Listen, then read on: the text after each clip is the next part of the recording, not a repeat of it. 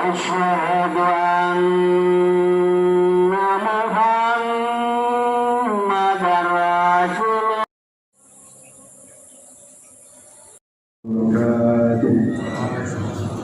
يا ربي بالمصطفى وليقاسنا واغفر لنا يا واسع الكرم يا ربي بالمصطفى وليقاسنا واغفر لنا. أعوذ بالله من الشيطان الرجيم. بسم الله الرحمن الرحيم. الحمد لله رب العالمين وبه نستعين على أمور الدنيا والدين والصلاة والسلام على أشرف الأنبياء والمرسلين سيدنا وحبيبنا وشفيعنا ومولانا محمد صلى الله عليه وسلم أجمعين. قال الله تعالى سبحانك لا علم لنا إلا ما علمتنا إنك أنت العليم الحكيم. رب اشرح لي صدري ويسر لي أمري واحلل عقدة من لساني يفقهوا قولي. قال المصنف رحمه الله تعالى به ونفعنا به وبعلومه في الدارين آمين. Para jemaah sekalian, alhamdulillah wa syukurillah, kita masih diberikan nikmat umur, nikmat sehat, nikmat afiat, dan nikmat dapat melaksanakan ibadah secara istiqomah, baik ibadah wajib maupun ibadah sunnah. Mudah-mudahan berbagai amaliyah ibadah yang Allah berikan kekuatan kepada kita, Allah ridhoi, Allah rahmati ibadah kita, Allah terima, dan insya Allah dengan amal ibadah yang Allah ridhoi, Allah rahmati, Allah terima, insya Allah akan mendapatkan ganjaran balas syahwat dunia, lebih lagi ganjaran di dalam akhirat yang diawali dengan kematian kita, dimasukkan ke dalam kubur. Salawat dan salam tersajukan atas junjungan kita Nabi Muhammad SAW, pada segenap keluarga dan para sahabatnya. Mudah-mudahan kita semua diberi kekuatan istiqomah melaksanakannya sampai akhir hayat kita, dan akhir hayat kita insya Allah husnul khatimah, amin ya rabbal alamin. Sesungguhnya annal qabra yunadi fi kulli yaumin khamsa marratin. Sesungguhnya kubur itu telah memanggil kita, telah mengingatkan kepada kita yang hidup setiap hari khamsa marratin, 5 kali panggilan. Kira-kira kita ini mati nggak ya? Pasti mati. Fa amma amatahu fa akbarah. Quran menyebutkan setiap kita amma tahu akan meninggal dunia, akan mati. Nah, setelah mati fa akbarah, maka menjadi fardu kifayah untuk dikuburkan. Ada yang dikubur, ada yang dibakar, ada yang kalau ibu ke Bali, di daerah Bali itu mayat itu digeluntungin gitu aja di pantai, ya. Namanya pantai apa ya? Saya pernah di Bali itu, ya, melihat beberapa tulang belulang, tengkorak itu. Cuma di situ dikasih apa namanya? Dikasih dedaunan yang mungkin membuat binatang lain tidak masuk. Binatang lain tidak masuk. Kalau Bapak Ibu pernah di Toraja, saya itu pernah juga ke Toraja. Di atas bukit itu jenazah itu dibawa ke situ, dan itu tidak dikubur, ya, tapi tempatnya itu luar biasa curamnya, sehingga sangat-sangat mengerikan. Kalau tidak ekstra hati-hati membawa jenazah ke situ. Tapi umat Islam diperintah oleh Rasulullah, oleh syariat Islam, fa'akbarah, untuk dikubur, ya. Sehingga fardu kifayah itu setidaknya 4 hal yang harus dilakukan bagi saudara-saudara kita yang meninggal dunia. Yang pertama, begitu datang waktunya meninggal, dia harus kita mandikan. Ya, kifayah pertama mandikan.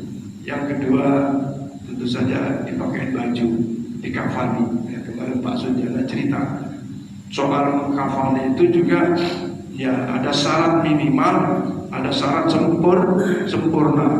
Ya, syarat minimal itu ya dibungkus saja. Kalau ada kainnya boleh lebih dari 1 lapisan, tapi disunahkan sampai 7 lapisan. Ya, boleh nggak kain hitam? Ya boleh aja kalau nggak ada kain putih. Nggak ada hitam, nggak ada putih, yang ada sarung. Ya udah sarung aja nggak apa-apa. Yang ada, ya. Bahkan ada yang nggak ada sarung, apa ada daun misalnya gitu. Intinya menutup auratnya. Ya. Kalau yang sempurna itu ada dipakai celana, bukan celana dari yang dijahit itu. Kain putih dipotong seperti celana.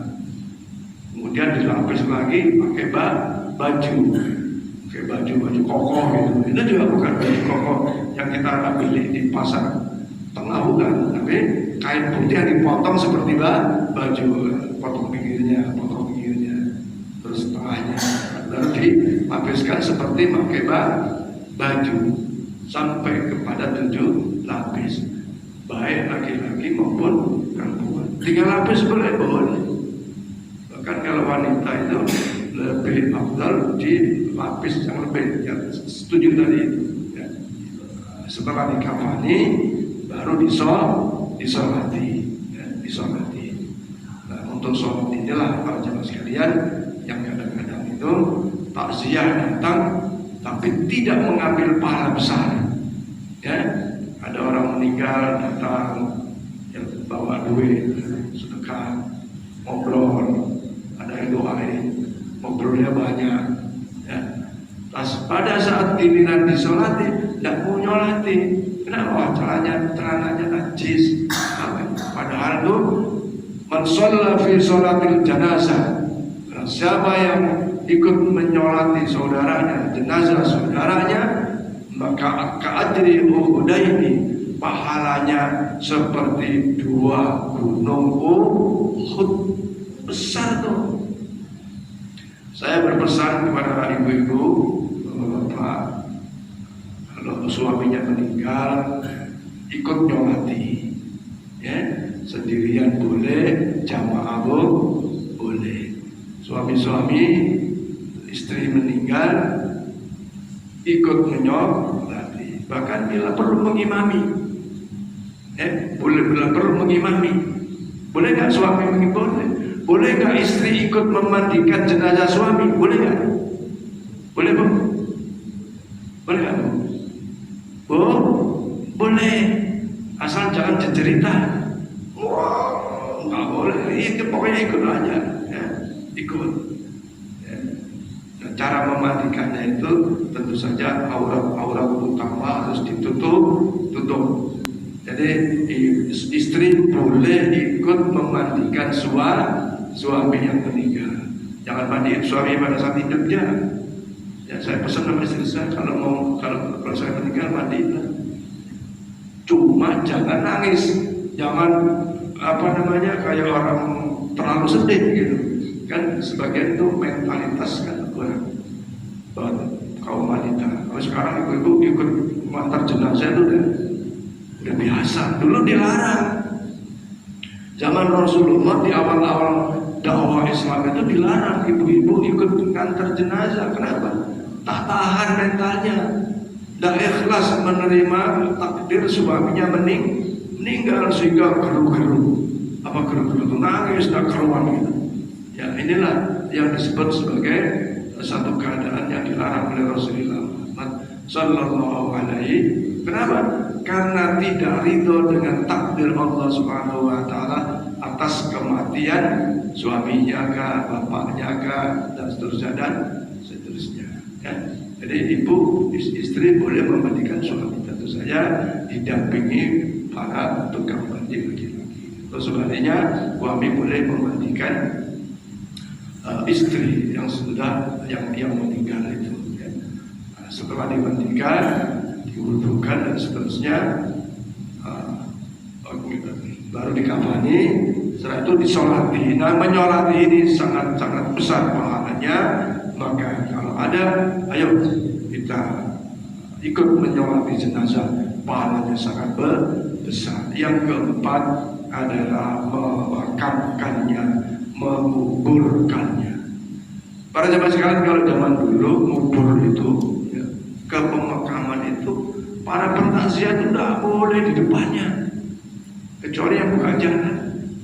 Jadi jenazah duluan nih, jenazah duluan. Kalau dulu digotong, terus ucapan bacaannya itu masya Allah, la ilaha illallah, la ilaha illallah, la ilaha illallah, Muhammadur Rasulullah, la ilaha illallah, la ilaha illallah, la ilaha illallah, Muhammadur Rasulullah. Dibaca dengan hening gitu, sehingga ada suasana batin ini terenyuh. Iya, kita mau jadi jenazah, kita mau digotong, kita mau bawa kubur. Loh, sekarang bawa jenazah, yang main HP, yang ngobrol sana, ngobrol sini, suasana sedih, suasana meninggal itu sudah ada. Beda kan? Ibu yang udah tua-tua tuh. Dulu tuh begitu, kita merinding Pak, ngantar jenazah tuh merinding, sadar kita mau digotong nih, kita mau dibawa ke alam kubur nih, kita mau dikuburin nih. Terus diadzan, Allahu Akbar, Allahu Akbar. Sedih, ada suasana batin yang menyentuh, sehingga timbul kesadaran bahwa kita pun akan meninggal dunia. Oh, sekarang udah suami laki perempuan, motor kebut-kebutan, ya insya Allah sih adalah yang meresah. Maka kata Rasulullah, al-maut kafa bil mu'minina mau'idah. Cukuplah kematian itu sebagai peringatan bagi orang yang beriman. Sekarang bagaimana peringatan? Nggak menyentuh gitu. Suasana pemakaman itu tidak menyentuh batinnya. Ya secara fisik dia datang ke pemakaman tadi nggak menyentuh sampai hatinya, kalbunya tidak. Kenapa suasana? Coba kalau direnungi dengan baca itu, la ilaha illallah, la ilaha illallah, la ilaha illallah, Muhammadur Rasulullah, la ilaha illallah, la ilaha illallah, la ilaha illallah, Muhammadur Rasulullah. Dan bacanya dibawa ke dalam hati, pasti sadar. Yang gak sholat, bersolat, yang sholatnya salah-salah, jadi serius sholatnya, khusus sholatnya. Suasana sekarang udah di mana-mana itu, di mana-mana. Dan yang enak, yang kadang-kadang saya heran tuh, dalam suasana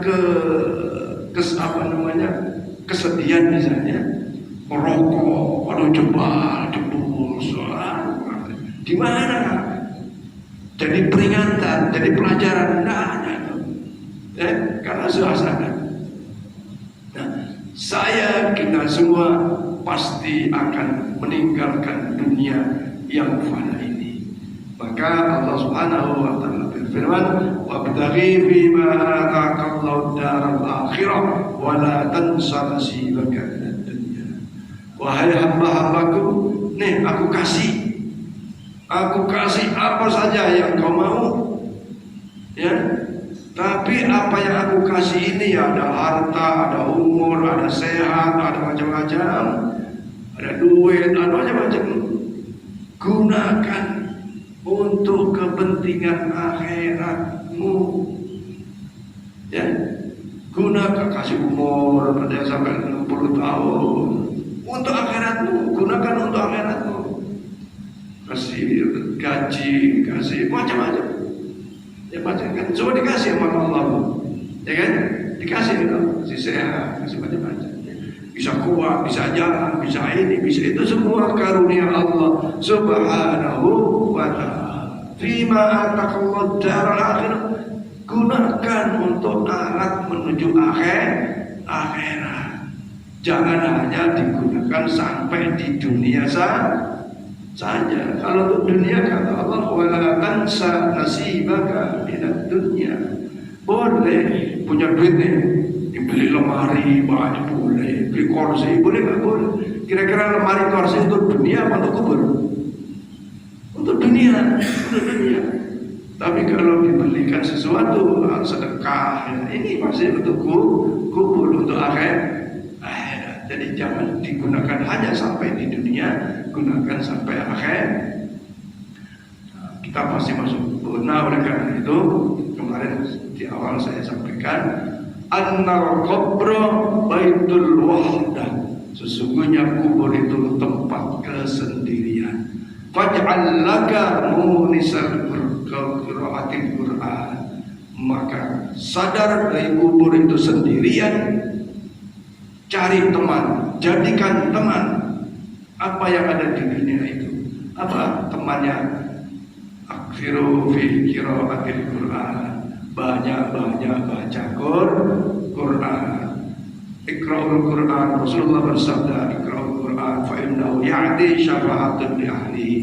Barang siapa yang baca Quran, sering baca Quran, nanti Quran akan datang menemani kita di alam kubur. Quran akan memberi pertolongan kita di alam kubur. Yang kedua kata kubur, annal baita baitud dulan. Annal qabra, ketahuilah sesungguhnya aku kubur itu baitud dulan, rumah yang gelap. Fanawwiruni bi sholatil lail, maka terangi kubur-kuburmu itu, yaitu dengan sholat malam. Ya, terangi sholat. Ya, kata Sayyidina Abu Bakar radhiyallahu anhu, man dakhala al-qabra bila zadin faka'annama dakhala al-bahra bila safinah. Siapa yang masuk kubur, ya, masuk kubur yang sendirian itu, masuk kubur yang gelap gulita itu, bila zadin, tanpa ada bekal, maka faka'annama dakhala al-bahra bila safinah. Seperti masuk lautan yang penuh dengan gelombang itu, bila safinah, tanpa ada perahu. Pasti sulit, pasti repot, pasti susah. Susah kan? Susah. Pasti susah. Dan sering saya gambarkan, seandainya pada saat itu di tengah lautan yang penuh gelombang ada duit yang segepok yang banyak, ada ketepok yang melintas, orang cerdas akan pilih ketepok daripada duit. Kenapa? Pada saat itu ketepoklah yang akan menghantarkan dia ke tepi pantai, sehingga terselamatkan dari gelombang atau ombak besar di laut itu. Maka pada wiruni, terangi kuburan yang gelap gulita itu di sholatil lail, dengan sholat malam. Sudahkah kita istiqomah sholat tahajud? Sudahkah kita istiqomah sholat witir? Insya Allah, ya, setelah habis sholat bisa witir 1 rakaat boleh, ya.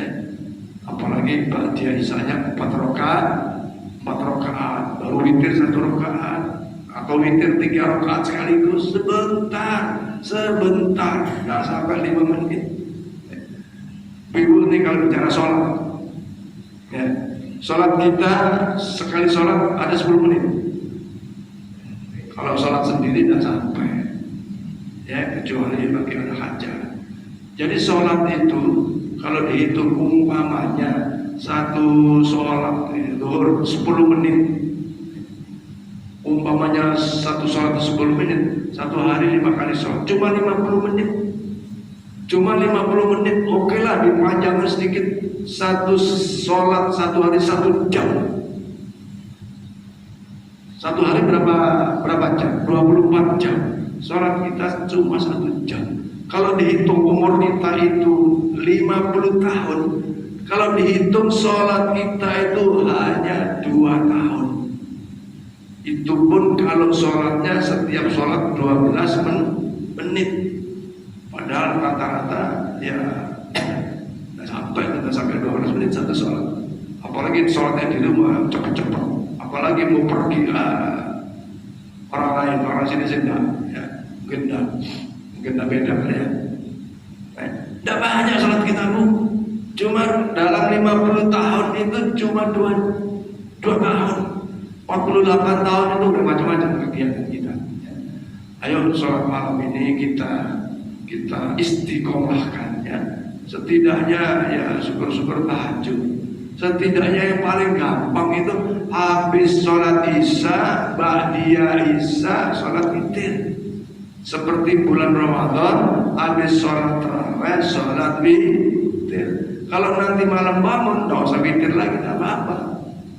Malamnya sholat tahajud 2 rakaat boleh, 4 rakaat boleh, 10 rakaat boleh. Karena apa? Wa minal laili fasjud lahu fasabbihu lailan tawila. Gunakan waktu malammu itu untuk sujud. Fasjud lahu, sujudlah untukmu menghadap Allah Subhanahu wa taala. Fasabbihu, dan banyak-banyak bertasbih, membaca kalimat-kalimat thayyibah lailan tawila, di keningan malam yang panjang. Ya, malam yang panjang. Dalam ayat yang lain disebutkan bahwa orang yang istiqomah dalam sholat tahajud itu insya Allah akan maqaman mahmuda, diberi kedudukan yang mulia di sisi Allah Subhanahu wa ta'ala. Maka mari kita istiqomahkan sholat tahajud. Ya, jadi yang pertama, kubur adalah tempat kesendirian, cari temannya baca Quran. Maka jangan sampai ada anak-anak kita yang tidak bisa baca Quran. Satu kerugian besar bagi orang tua, satu ketidaksuksesan besar bagi orang tua manakala anaknya sampai tidak bisa baca Quran. Paksakan, apalagi yang masih kecil, ya paksakan supaya anak kita kenal baca Quran. Syukur-syukur hatamkan. Ini kadang-kadang orang tua Muslim ya kurang peduli terhadap bacaan Quran anak-anaknya. Sudah kelas SD belum bisa baca Quran, dibiarin.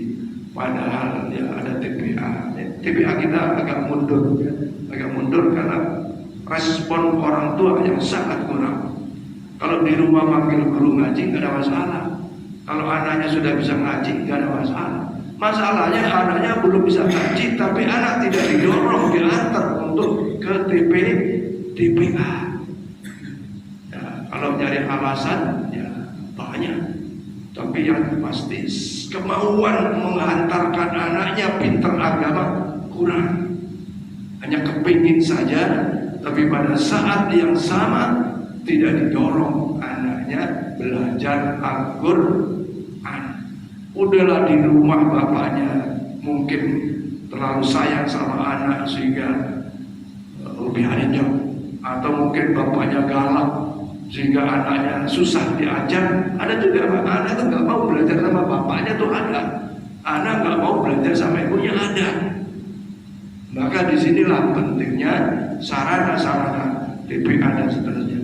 Kalau bapaknya anaknya nggak mau karena sering kecewa rumahnya kan, ya udah bawa anterin ke TPA.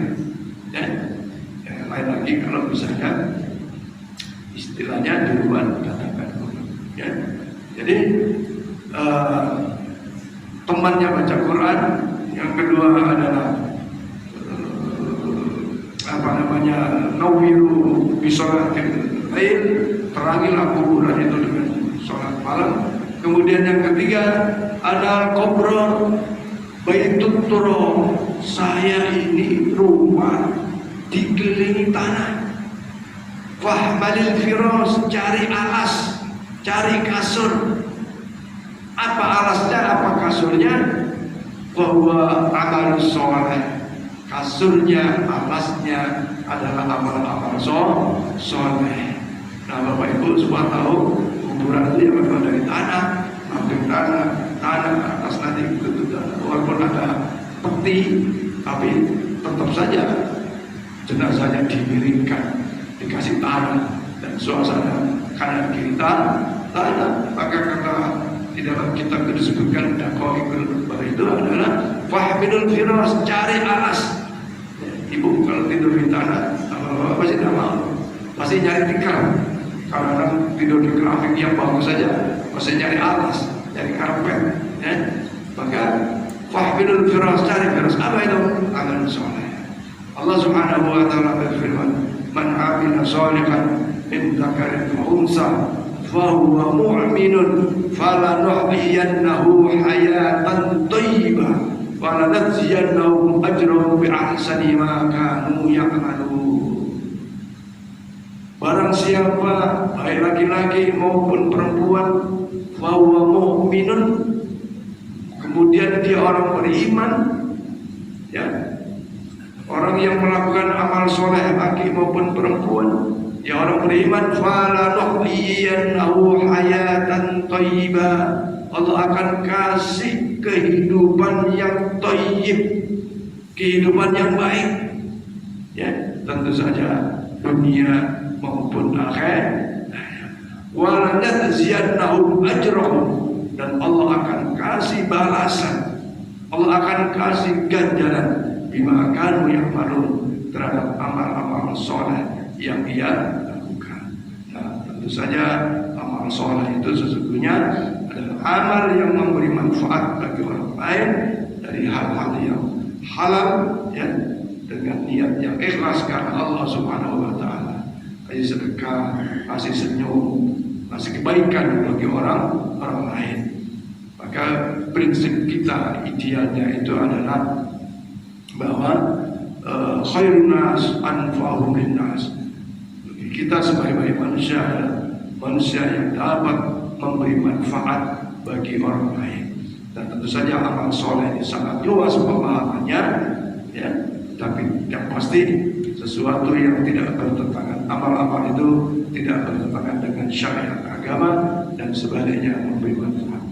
Ada yang memberi manfaat tapi bertentangan dengan syariat agama, ya, tentu saja itu tidak terkategori amal yang soleh, ya. Yang keempat kata kubur, annal qabra al-afai, wahai manusia ketahuilah sesungguhnya aku ini adalah al-afai, tempat binatang-binatang berbisa, berbisa. Dalam sebuah riwayatku, saya kira sudah ibu bapak saya dengar, begitu di urut datang ular berbisa.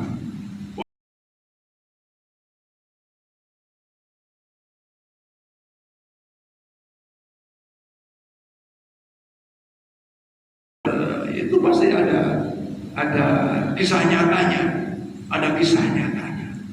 Intinya di dalam riwayat hadis disebutkan bahwa annal qabra al-afai, tempat binatang berbisa. Maka bawalah penawar. Apa penawarnya? Banyak-banyak mengamalkan Bismillahirrahmanirrahim, Bismillahirrahmanirrahim, atau dengan kata lain memperbanyak zikir-zikir, kalimat-kalimat thayyibah, ya, banyak zikir, ya, termasuk Bismillahirrahmanirrahim itu juga di satu sisi bagian daripada firman Allah, sisi lain juga kalimat-kalimat thayyibah.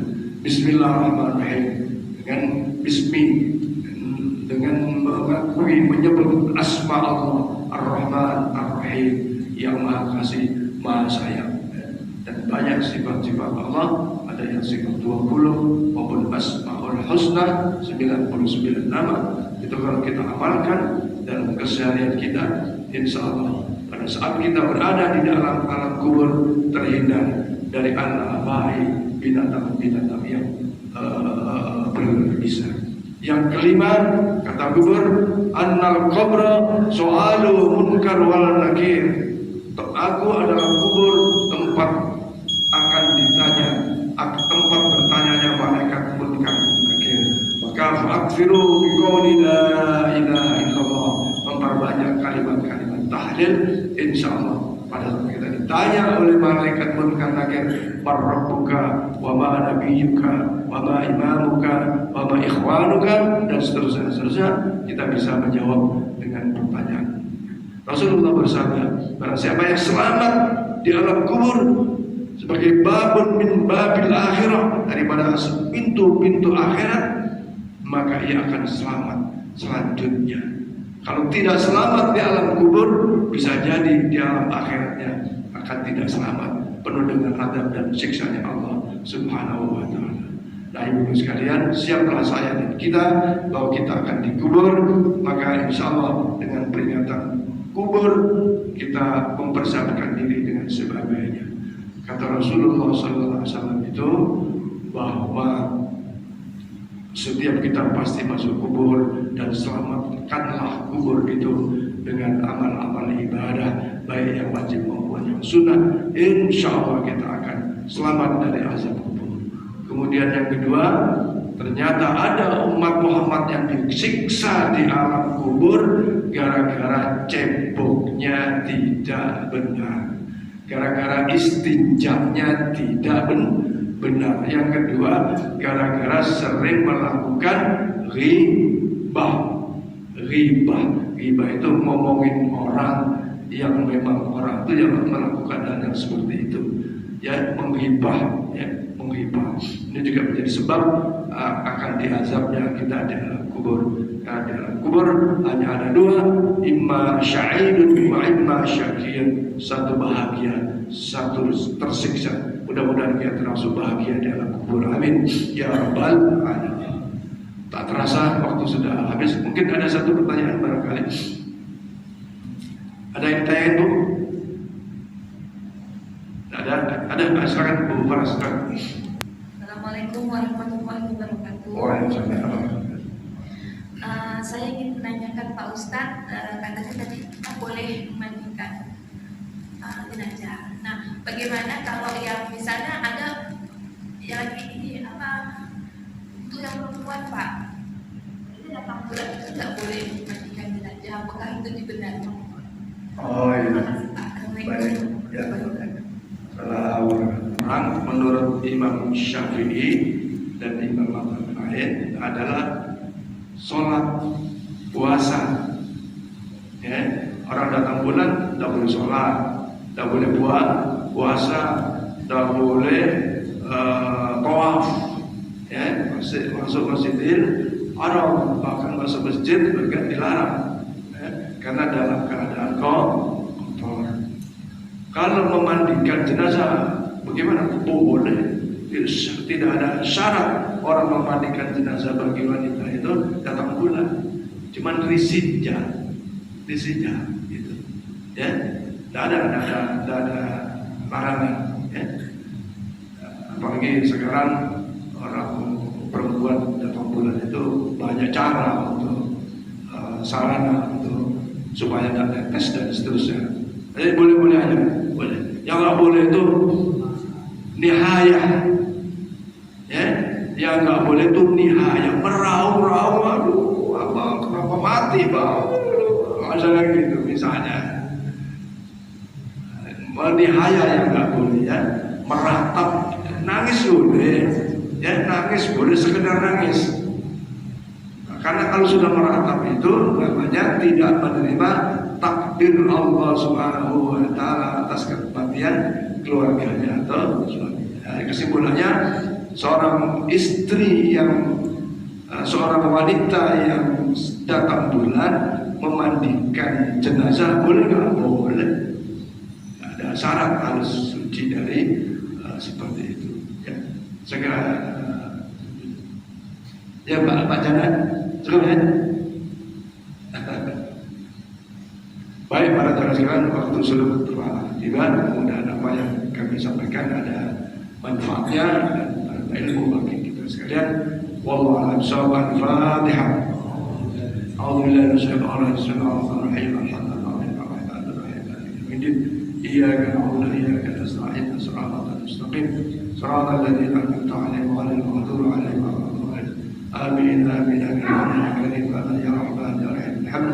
اللهم بحق الفاتحة بشر الفاتحة وبجاه الفاتحة وبكرامة الفاتحة وبنور الفاتحة وبمعجزة الفاتحة وبشفاعة الفاتحة يا فارج الأرجاء كاسب الغم يا مجيب دعوة المضطرين رحمة الدنيا والآخرة ورحمهم أنت ترحمنا فارحمنا برحمة تغنينا برحمة المشيوة دعوهم فيها سبحانك اللهم وعلى عيادهم يا سلام وآخر دعوهم أن الحمد لله رب العالمين تقبل الله منكم منا ومنكم السلام عليكم ورحمة الله وبركاته. صلى الله على محمد صلى الله عليه وسلم صلى الله على